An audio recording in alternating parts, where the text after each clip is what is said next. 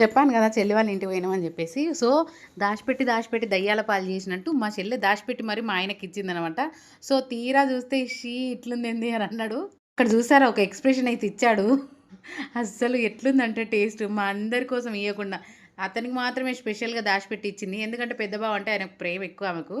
"ఏంది పిల్ల దాచిపెట్టి ఇచ్చినవు గిట్లున్నదని" జెప్పేసి అంటా ఉన్నాడనమాట. సో, బావ మరదల కాంబినేషన్ మాత్రం అద్దిరిపోతుంది. ఇగో ఇట్లుంటాం మేము ఇంట్లుంటే మాత్రం. మా చెల్లి వాళ్ళ ఇంటికి పోయినప్పుడు తలా ఒక పని జేసుకొని అందరం అలా కూర్చొని వంట చేసుకొని ప్రశాంతంగా ఒక దగ్గర కూర్చొని పీస్‌ఫుల్‌గా తింటా ఉన్నామనమాట. అందరం ఉన్నాం కానీ మా మరిదైతే లేడు. సో, తనకి డ్యూటీ ఉంటే బయటికెళ్ళిపోయాడు. అందరం ఒకే చోటుంటే హ్యాపీనెస్సే వేరుంటది గదా! సరదాలు, కుళ్ళు జోకులు యేసుకుంటా.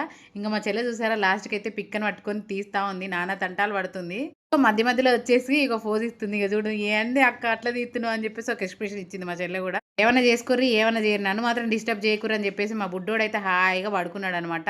మీ ఇంట్లో గూడా ఇట్లనే ఉంటారనేది కామెంట్‌లో షేర్ చేయండి. వీడియో కోసం మాత్రం అస్సలు గాదు. మేమెప్పుడు ఒకేలా ఉంటామనమాట. ఎక్కిరిస్తా ఉంది వెనకాల అట్లుంటది మరి.